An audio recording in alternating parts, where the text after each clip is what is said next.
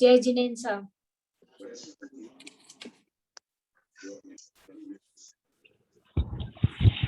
सभी को सादर जय जिनेन्द्र।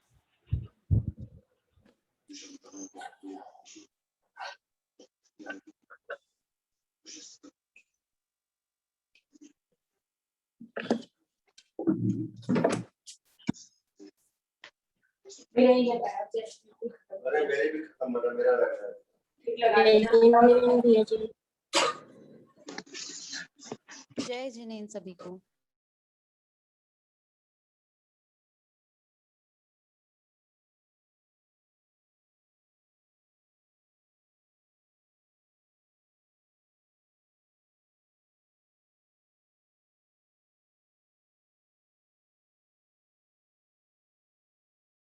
पुर में ही मेरे वे देवों के देव विराजें, उर में ही मेरे। पंच परमेष्टि भगवान की जय। देवादिदेव श्री 1008 ऋषभ देव भगवान की जय। परम पूज्य आचार्य श्री पद्मनंदी जी महाराज, परम पूज्य आचार्य श्री अमित गति जी महाराज की जय। परम पूज्य आचार्य श्री विद्यासागर जी महाराज की जय। द्वारशांग जिनवाणी माता की जय। हाँ, प्रतिदिन हम जयकार जब बुलाते हैं तो प्रायः आचार्य पद्मनंदी जी महाराज की जयकार स्मरण हो आती है।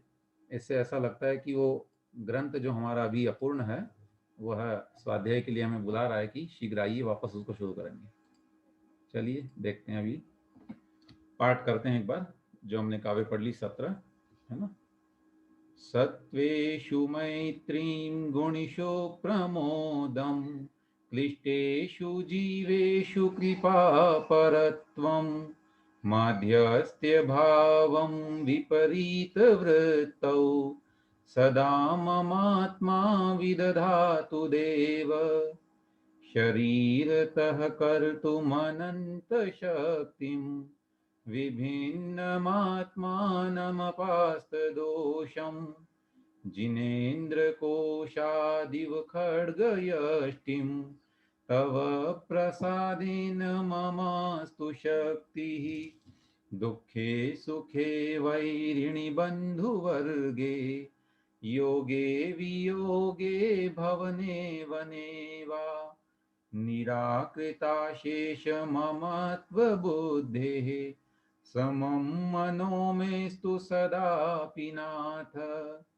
मुनीशलीनाविव कीलिताविव, स्थिरौ निखाताविव बिम्बिताविव, पादौ त्वदीयौ मम तिष्ठतां सदा, तमोधुनानौ हृदि दीपकाविव, एकेन्द्रियाद्या यदि देवदेहिनः, प्रमादतः सञ्चरता इतस्ततः, क्षता विभिन्ना मिलितानि पीडितास्तदस्तु मिथ्या दुरनुष्ठितं तदा, विमुक्तिमार्गप्रतिकूलवर्तिना, मया कषायाक्षवशेन दुर्धिया, चारित्रशुद्धेर्यदकारि लोपनं, तदस्तु मिथ्या मम दुष्कृतं प्रभो,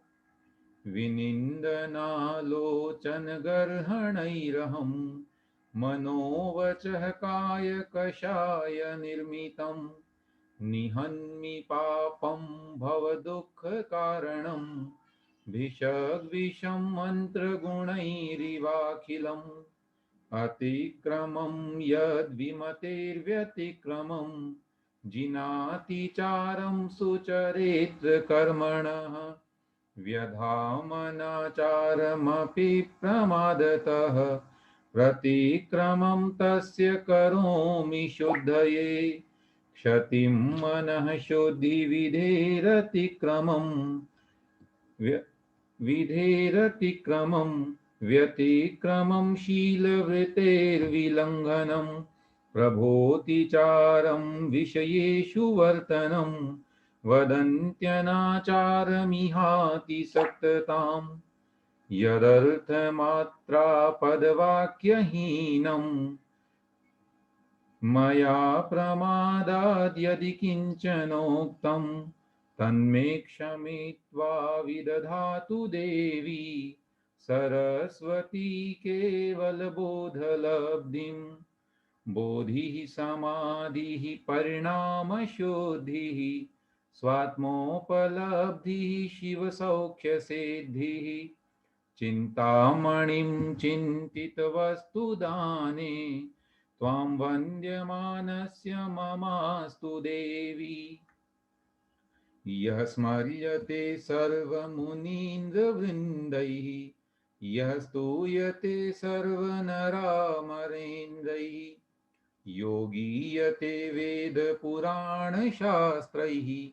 स देवदेवो हृदये ममास्ताम् यो दर्शनज्ञानसुखस्वभावः समस्तसंसारविकारबाह्यः समाधिगम्यः परमात्मसंज्ञः स देवदेवो हृदये ममास्ताम् निषूदते यो भवदुःखजालं निरीक्षते यो जगदन्तरालम् योऽन्तर्गतो योगी निरीक्षणीयः स देवदेवो हृदये ममास्ताम् विमुक्तिमार्गप्रतिपादको यो जन्ममृत्यु व्यसनाद्यतीतः त्रिलोकलोकी विकलोकलङ्कः स देवदेवो हृदये ममास्ताम्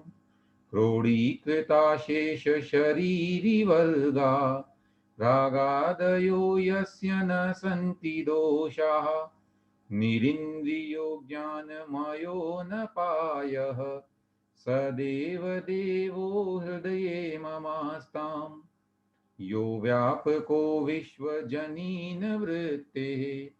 सिद्धो विबुद्धो धुतकर्मबन्धः ध्यातो धुनीते सकलं विकारं स देवदेवो हृदये ममास्ताम्। यहाँ तक हमने कल स्वाध्याय किया और विगत 2 दिनों से एक जिज्ञासा आ रही है कि जो जिनवाणी स्तुति हम पढ़ते हैं कृपया उसका अर्थ भी यदि हमें ज्ञात हो तो बहुत अच्छा है। एक बार हम उसको भी जो है यहाँ देखते हैं। एक मिनट।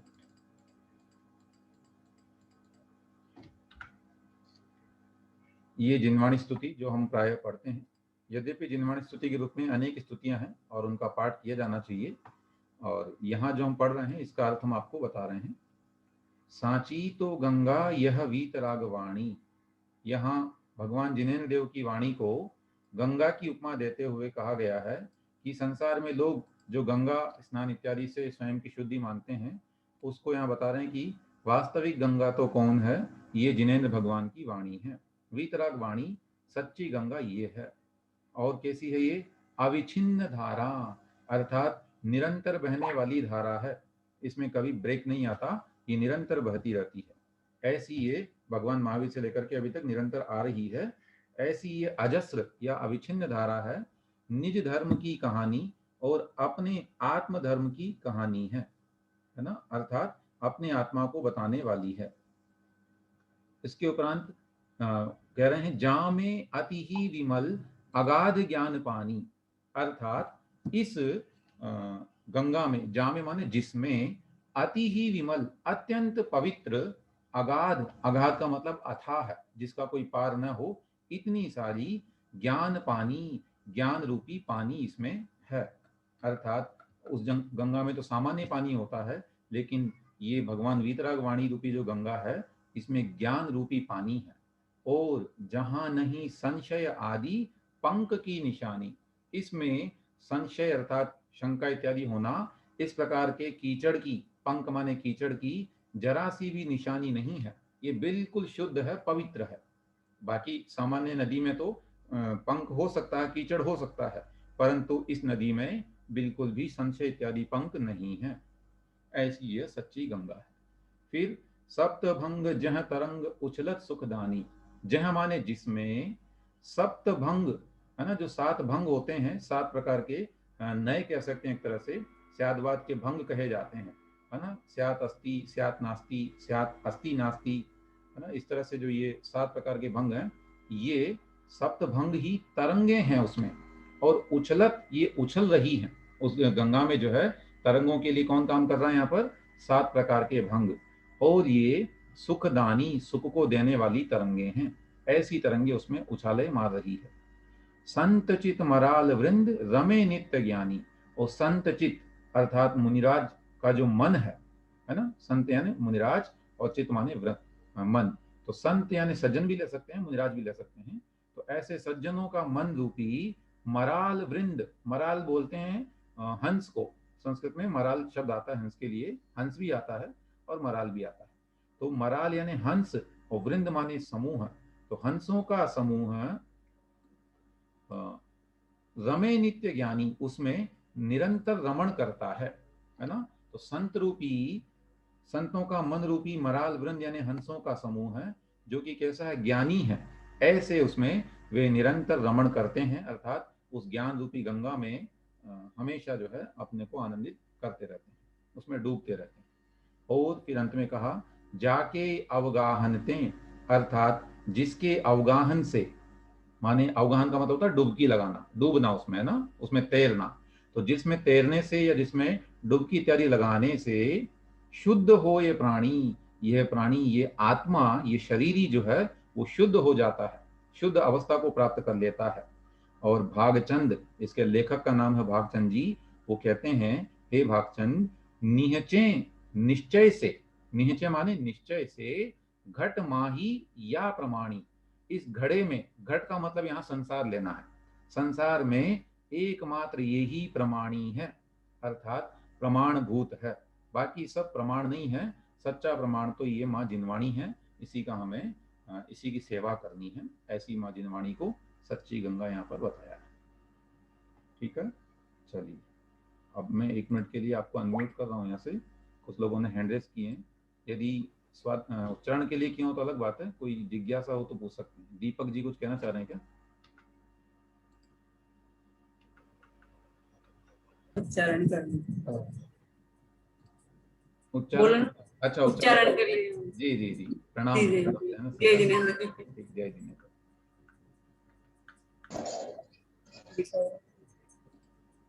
पद्य क्रमांक 18 से हमें पढ़ना है, आइए। भैया जी, हाँ, एक बार वो कल का 17 नंबर का श्लोक फिर से समझा दीजिए।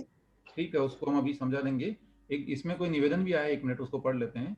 शिविर में जिस दिन की क्लास छूट जाती है, क्या उस दिन की रिकॉर्डिंग मिल सकती है? बिल्कुल उपलब्ध है, सारी रिकॉर्डिंग्स में डेली ग्रुप में भेज रहा हूँ लिंक आपको, आप प्लीज वहां से लीजिए। और जिनको ग्रुप में अगर ऐड होने में दिक्कत है तो आप प्लीज मुझे जो है व्यक्तिगत रूप से रिक्वेस्ट भेज दीजिए मेरे नंबर पे, मैं उसमें आपको रिकॉर्डिंग के लिंक भेज दूंगा। ठीक है, संजीव भैया की भी हेल्प ले सकते हैं, वो भी आपको भेज सकते हैं। चलिए आइए 18वां पद्य भी करते हैं, 17वें को बाद में हम बता देंगे, है ना, पहले आज का पाठ पढ़ लेते हैं। न स्पृश्यते कर्म कलंक दोषैः, न स्पृश्यते कर्म कलंक दोषैः, यो ध्वान्त संगैरिव तिग्मरश्मिः, यो ध्वान्त संगैरिव तिग्मरश्मिः, निरञ्जनं नित्यमनेकमेकम्, निरञ्जनं नित्यमनेकमेकम्, तं देवमाप्तं शरणं प्रपद्ये। तं देवमाप्तं शरणं प्रपद्ये। हाँ, बहुत बढ़िया। अभी हम सब बोलते हैं एक साथ।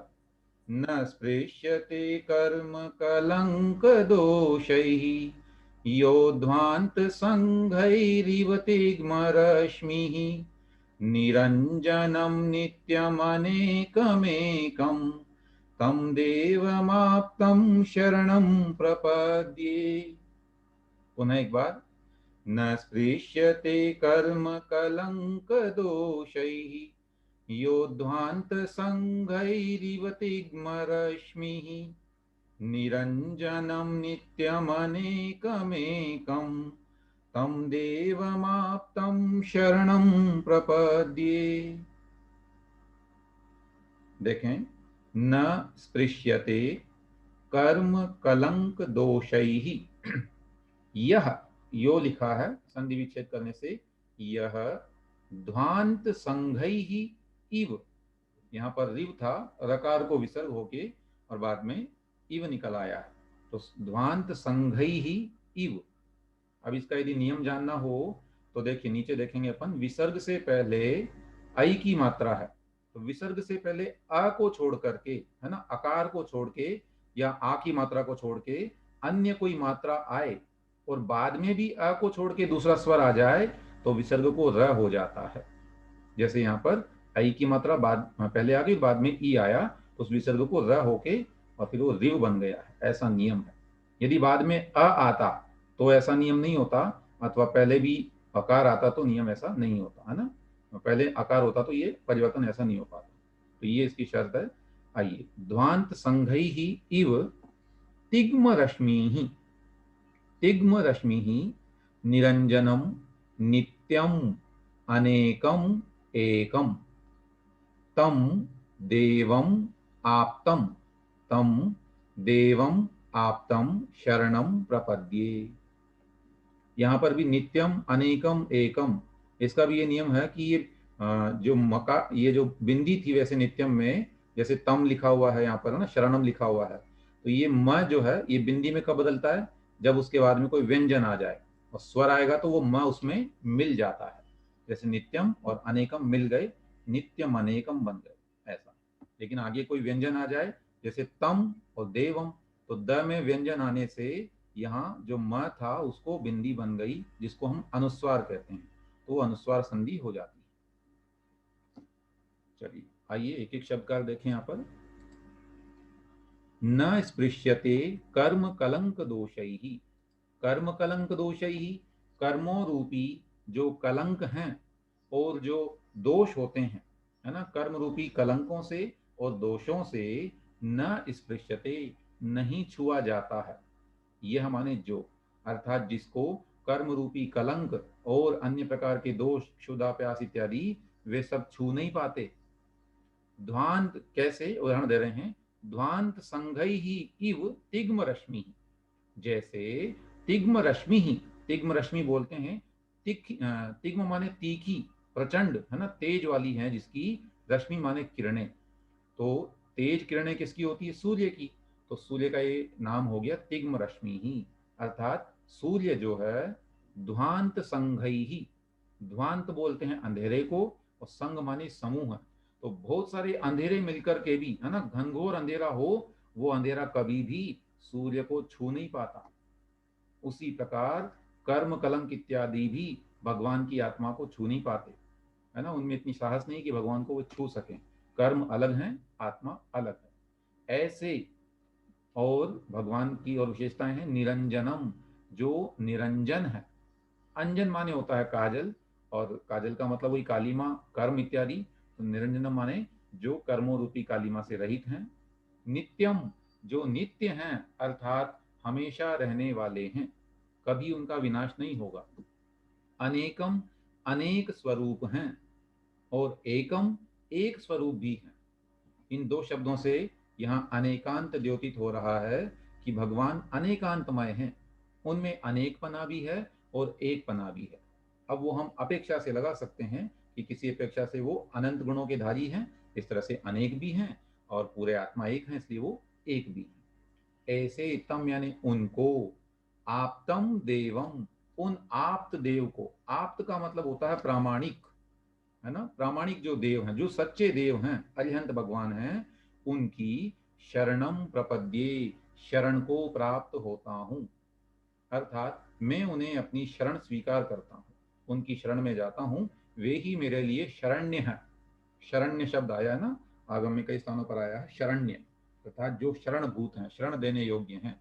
बाकी शरण मेरे लिए शरण नहीं है, या संसार अशरण है, परंतु इस संसार में यदि कोई शरण है तो वे जिनेन्द्र भगवान हैं, आप्त देव हैं। उन्हें एक बार अन्वय से देखते हैं इसका अर्थ। यथा, जैसे, अब यद्यपि यथा इसमें लिखा हुआ नहीं है, अन्वय के लिए बताया हमने। यथा मतलब जैसे, तिग्म रश्मि ही अर्थात प्रचंड किरणों वाला सूर्य ध्वांत संघई ही अंधेरों के समूह से न स्पृश्यते नहीं छुआ जाता है। इव यानी उसी प्रकार से यह जो कर्म कलंक दोषई ही कर्म रूपी कलंकों और दोषों से न स्पृश्यते नहीं छुए जाते हैं, ऐसे और निरंजनम जो निरंजन है, नित्यम जो नित्य हैं, अनेकम जो अनेक हैं, एकम जो एक हैं, ऐसे देवम यानी देवादिदेव रूप, आप्तम जो प्रामाणिक है, तो ऐसे प्रामाणिक देव यानी आप्त देव अर्थात अरिहंत भगवान की शरणम प्रपद्ये शरण को प्राप्त होता हूँ। तो इसमें पुनः अपने अभिष्ट देव का स्मरण किया है, आराध्य देव का स्मरण करते हुए भगवान आचार्य भगवान ने ये भावना भाई है कि हम शरण को प्राप्त होते हैं, और वास्तव में शरण कौन है ये हमको बता दिए कि जो कर्म कलंकों से रहित है और निरंजन है, नित्य इत्यादि विशेषणों से युक्त हैं, वे ही सच्चे देव हैं, उन्हीं को मैं शरण बनाता हूँ, अन्य मेरे लिए शरण नहीं हो सकते। तो ये भाव हमारे मन में आए कि वास्तव में इस असार संसार में यदि मुझे कोई शरण दे सके तो वो ऐसा देव होना चाहिए। ठीक है, चलिए अगला पद्य देखें। उच्चारण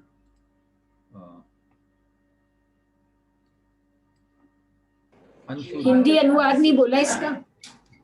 अच्छा, पद्यानुवाद, हाँ सॉरी, हाँ। अभी बोलते हैं पहले। कर्म कलंक दोष भी जिनको कभी न छू पाते, ज्यों रवि के सन्मुख न कभी भी तम समूह आते, नित्य निरंजन जो अनेक हैं और एक भी हैं, उन अरहंत देव की मैंने सुखद शरण ली है। ऐसे अरिहंत भगवान की हमने शरण ली है जो कि अत्यंत सुखद है। पद्य क्रमांक 19। हाँ, उच्चारण कर लीजिए आप में से कोई भी कर लें। अर्पिता जिन जी आप कर लीजिए, अन्य लोग भी हैं, आप बाद में आपको अवसर दिया जाएगा एक एक करके, है ना? ठीक जी भेज। विभासते यत्र मरीचिमाली, विभासते यत्र मरीचिमाली, न वेद्यमाने भुवनावभासी, न वेद्यमाने भुवनावभासि, स्वात्मस्थितं बोधमय प्रकाशम्, स्वात्मत्यस्थं बोधमय प्रकाशम्, तं देवमाप्तं शरणं प्रपद्ये। तं देवमाप्तं शरणं प्रपद्ये। बहुत बढ़िया, सभी बोलते हैं पुनः। विभासते यत्र मरीचिमाली, न विद्यमाने भुवनावभासी, स्वात्मस्थितं बोधमय प्रकाशं, तं देवमाप्तं शरणं प्रपद्ये। पुनः एक बार। विभासते यत्र मरीचिमाली, न वेद्यमाने भुवनावभासी, स्वात्मस्थितं बोधमय प्रकाशं, तं देवमाप्तं शरणं प्रपद्ये। विभासते यत्र मरीचिमाली, न विद्यमाने भुवन अवभासी, भुवनावभासी, भुवन अवभासी, दीर्घ संधि हो गई है, दोनों तरफ अ थे तो दोनों लघु आकारों को मिलके दीर्घ आकार हो गया है।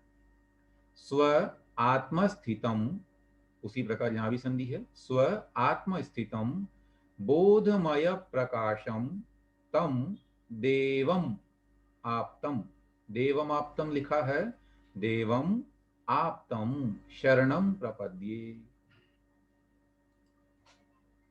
कह रहे हैं यत्र अर्थात जिनके, विद्यमाने उपस्थित हो जाने पर, अर्थात जिनके विद्यमान होने पर या जिनके दर्शन हो जाने पर, है ना, नहीं जहां होने पर, यहाँ भगवान के समोषण का एक तरह से वर्णन समझ सकते हैं अपन कि यत्र विद्यमाने, जिन अरिहंत भगवान के होने पर, भुवन अवभासी, भुवन माने लोक, अवभासी माने अवभास कराने वाला, प्रकाशित करने वाला, तो लोकों को प्रकाशित करने वाला, संसार को प्रकाशित करने वाला मरीचि माली, मरीचि बोलते हैं किरण को, और माली माने उनका स्वामी एक तरह से, तो अनेक किरणों का जो स्वामी है, ऐसे सूर्य को बोलते हैं मरीचि माली।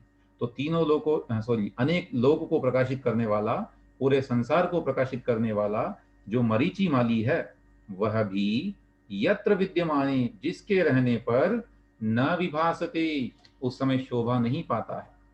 जहां अरिहंत भगवान रूपी सूर्य उदय हो जाए, वहां लौकिक सूर्य की कोई महिमा नहीं रह जाती है, क्योंकि कहा गया ना कि कोटि, मतलब करोड़ों सूर्यों के बराबर तेज होता है भगवान के अंतरंग में। तो ऐसा जब तेज प्रकट होगा तो सूर्य बिल्कुल फीका दिखाई देता है।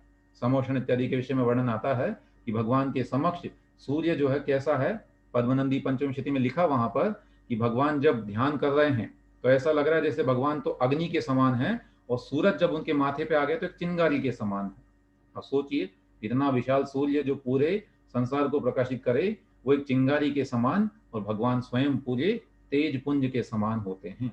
ऐसे भगवान को, और जो कैसे हैं, स्व आत्मस्थितम, अपनी आत्मा में स्थित हैं, बोधमय प्रकाशम, और जिनमें ज्ञान रूपी प्रकाश है, ऐसे ज्ञान रूपी प्रकाश वाले भगवान को, तम देवम आप्तम, उन आप्त देव को, उन प्रामाणिक देव, उन सच्चे देव को, शरणम प्रपद्ये, मैं शरण में प्राप्त होता हूँ, उनकी शरण में जाता हूँ।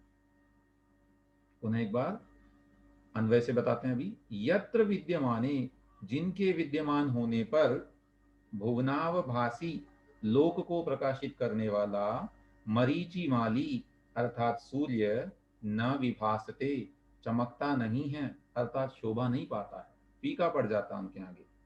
तम यानी ऐसे उन, स्वात्म स्थितम, अपनी आत्मा में स्थित, और बोधमय प्रकाशम, ज्ञानमय जो प्रकाश वाले हैं, उनमें ऐसा कोई प्रकाश नहीं है कि जो उजाला कर देगा अंधेरे को, अपितु ज्ञान रूपी प्रकाश है जो प्रत्येक वस्तु को बता देता है।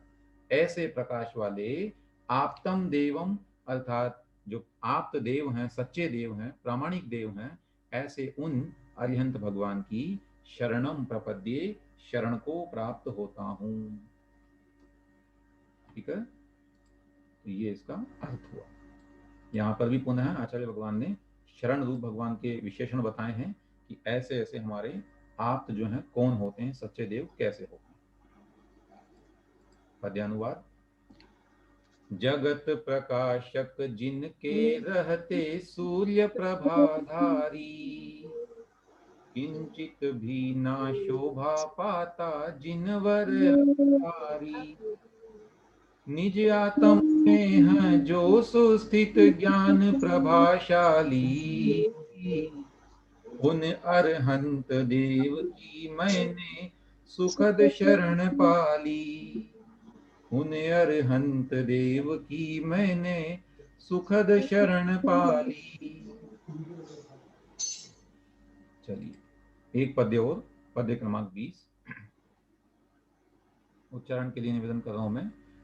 सुचित्रा जैन जी, आपने अनम्यूट कर लीजिए और उच्चारण कर लीजिए। विलो, पढ़ रहे हैं आप? हाँ।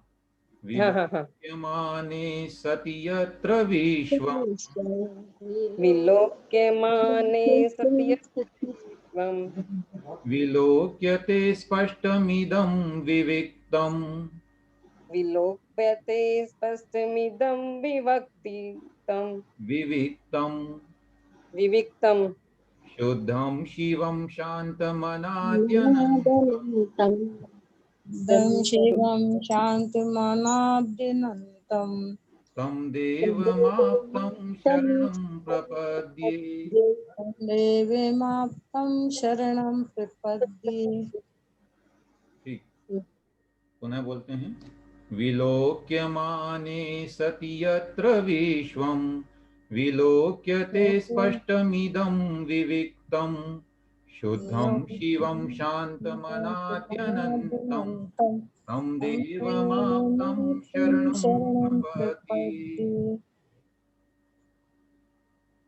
विलोक्यमाने सति यत्र विश्वम, संध्या देख रहे थे हम लोग। विलोक्यते स्पष्टम इदम, स्पष्टम इदम में से स्पष्टम इदम विविक्तम शुद्धम शिवम शांतम अनादि अनंतम। यहाँ जो है अनादि अनंतम है, अनादि और अनंतम दो शब्द निकलेंगे जो कैसे हैं, ई और अ इसको मिला के यण संधि हो गई थी, ई को यणची एक सूत्र है जिससे ई को य हो जाता है। अतः अनादि प्लस अनंतम तम देवम आप्तम शरणम प्रपद्ये। क्या मतलब, कह रहे हैं विलोक्य माने सति यत्र, यत्र माने जिसके, जहां, विलोक्य माने सति जिनेंद्र भगवान को देख लेने पर, अर्थात जिनके देखे जाने पर, अगर हम ध्यान में उनको देख लें एक बार, उस आत्मा के स्वरूप को देख लें, तो फिर विश्वम यानी विश्व, कैसा विश्व, इदम विश्वम यह संपूर्ण जगत, स्पष्टम विलोक्यते स्पष्ट रूप से दिखाई दे जाता है। अर्थात वो आत्मा, वो परमात्मा ऐसा है कि एक बार कोई उसे देख ले तो भी समझ लो उसने पूरा संसार ही देख लिया है, क्योंकि उस आत्मा में तीनों लोग झलकते हैं। ऐसी वह हमारी आत्मा या परमात्मा है वे भगवान। तो कह रहे हैं कि जिनके दिखाई देने पर इदम विश्वम यह संपूर्ण जगत स्पष्टम विलोक्यते स्पष्ट रूप से देखा जाता है, ऐसे विविक्तम जो विविक्त हैं, अर्थात एकाकी हैं, पृथक हैं, सबसे न्यारे हैं, है ना, सबसे भिन्न हैं, ऐसे शुद्धम जो शुद्ध हैं, शिवम अर्थात जो कल्याणकारी हैं, शांतम बिल्कुल शांत हैं, किसी प्रकार का कोई उनमें आकुलता इत्यादि नहीं है, अनादि आदि से रहित हैं। भगवान की आत्मा कब से, या हम सब की आत्मा कब से, अनादि यानी जिसका कोई आदि नहीं है, शुरुआत नहीं है, और अनंतम अर्थात अंत से रहित है। तो ऐसे अनाद्यनंतम यानी अनादि और अनंत हैं, और ऐसे देवम आप्तम यानी उस आप्त देव की शरणम प्रपद्ये शरण को प्राप्त होता हूँ। यहाँ भी पुनः है आचार्य महाराज ने भगवान की शरण बताई है कि हम कैसे देव की शरण में जाएं। तो ऐसे देव जिनको देख लेने पर पूरा का पूरा संसार स्पष्ट दिखाई देने लगे, और जो बिल्कुल पृथक हैं, संसार के स्वरूप से अलग हैं, जो स्वयं शुद्ध हैं, शिव हैं, शांत है और अनादि तथा अनंत हैं, ऐसे देव को मैं प्रणाम करता हूँ, उनकी शरण में जाता हूँ। जिनका दर्शन पा लेने पर प्रकट झलक आता, अखिल विश्व से भिन्न आत्मा जो शाश्वत ज्ञाता, शुद्ध शांत शिव रूप आदिया अंत विहीन बली, उन अरहंत देव की मुझको अनुपम शरण मिली। ऐसे अजंत भगवान हम सभी के लिए शरण्य हैं, अर्थात हम सभी को शरण प्रदान करें। इन्हीं मंगल भावों के साथ में हम आज की कक्षा के लिए यहीं तक विराम देते हैं। और अब आपकी जिज्ञासाएं यदि कोई हो तो स्वागत है, आप पूछ सकते हैं एक एक करके। छाया जैन जी अनम्यूट करके बोलिए, क्या कह रहे हैं। जय जिनेन भैया जी, मेरे को ये पूछना था, हर स्त्रोत के ऊपर ये उपजाति व्रतम, ये क्या संधि विच्छेद है? नहीं, ये छंद का नाम है। उपजाति मतलब एक ऐसा छंद है जिसमें प्रत्येक पंक्ति में 11 अक्षर होते हैं, लेकिन इसमें क्या है ना, पहला अक्षर कहीं पर छोटा है कहीं पर बड़ा है, इसलिए उपजाति है। वैसे इंद्र वज्रा और उपेंद्र वज्रा दो छंद होते हैं जिन्हें मिला के ये बनता है, तो इस वजह से यहाँ पर जो है उपजाति छंद का नाम लिखा हुआ है। तो भैया जी ये छंद मतलब कितने होते हैं, कितने प्रकार के होते हैं? पर्टिकुलर नहीं, काफी छंदों के नाम आते हैं, हमको एग्जैक्ट संख्या तो ध्यान नहीं है। अलग अलग छंद का मतलब ये समझ लीजिए, ये मीटर है। संगीत की भाषा में हम कह सकते हैं मीटर, मतलब जिस लय में इसको गाया जाएगा, है ना। तो इसके नियम होते हैं कि पहला अक्षर छोटा होगा कि बड़ा, दूसरा छोटा होगा कि बड़ा, ऐसे 3-3 अक्षरों के ग्रुप बनते हैं जिसे गण कहा जाता है, और प्रत्येक छंद में गण इत्यादि निर्धारित होते हैं, तो उससे गायन की विधि जो है उसकी वो निर्धारित होती है। तो ऐसे अनेक छंद हैं, और वो संस्कृत भाषा में जो काव्यों में मिलते हैं, जैसे 4-5 छंदों के मैं मुख्य नाम आपको बता दे रहा हूँ अभी। जैसे भक्तामय स्तोत्र है, उसमें वसंत तिल का छंद है। मंगलाष्टकम में हम पढ़ते हैं तो वहां पर शार्दुल विक्रीडतम छंद है। उसके अलावा महावीराष्टक जो पढ़ते हैं उसमें शिखरणी छंद है। और जो सामान्य से हम श्लोक पढ़ते हैं ना, जैसे दर्शनम देव देवस्य, इसमें हाँ। अष्टुप छंद, ऐसे अनेक छंद होते हैं और उसको उन छंदों की विधि के अनुसार ही गाया जाता है। तो ये छंद शास्त्र लिखा गया पूरा पूरा संस्कृत में और उसके हिसाब से अनेक छंद है। ठीक है, जय जिनेंद्र भैया जी। जय जैन। हाँ, दीपाली जैन जी कुछ कह रहे हैं, अनम्यूट करके बोलें। नहीं, आप नहीं बोल रहे हैं, चलिए। जय नूतन जिनेंद्र भैया जी। भैया जी वो 17वें नंबर का श्लोक बता दीजिए। हाँ, 17वें नंबर का श्लोक बता। वैसे आप वीडियो में देख सकते हैं अगर आप चाहें, कल वाला वीडियो उसमें पूरा दिया हुआ है, क्योंकि संक्षेप में ही बता पाएंगे अभी तो। अगर ये देखिए लिखा हुआ आपके सामने, यो व्यापको विश्वजनीन वृत्ते, अर्थात विश्वजनीन, विश्व का कल्याण करने वाली होने से, अर्थात प्रवृत्ति होने से, यह माने जो व्यापक है, अर्थात संपूर्ण संसार में व्याप्त है। भगवान की भावना ऐसी होती है अथवा उनका प्रत्येक कार्य ऐसा होता है कि वे पूरे प्राणी मात्र का कल्याण करना चाहते हैं, इसलिए उनको व्यापक कहा जाता है। जो भावी निगमने की अपेक्षा से सिद्ध हैं अथवा जीवन मुक्त हैं, विबुद्ध अर्थात विशेष ज्ञानी हैं और धुत कर्म बंध है, कर्म बंधन का नाश करने वाले हैं। अतः ध्यान किए जाने पर सकलम विकारम धुनीते, संपूर्ण विकारों को नष्ट करने वाले हैं, ऐसे देवादिदेव मेरे हृदय में विद्यमान होए, विराजमान हो। हाँ जी जय जिनेंद्र भैया जी। जय जिनेंद्र जी, जय जी। भैया जय जी, जय जिनेंद्र। 20वें श्लोक में आप जिनके दिखाई देने पर का अर्थ हम ये लें क्या, केवल ज्ञान प्राप्त होने पर? हाँ, लगभग वही अर्थ आ रहा है उसमें कि जिनके मतलब उस परमात्मा के दिखाई देने का मतलब वो स्वरूप प्रकट हो जाने पर।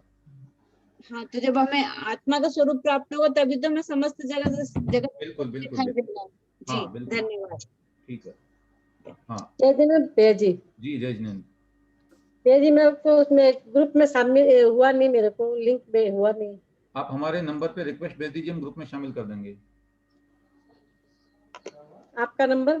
हाँ, मैं नंबर बोल दे रहा हूँ, 8291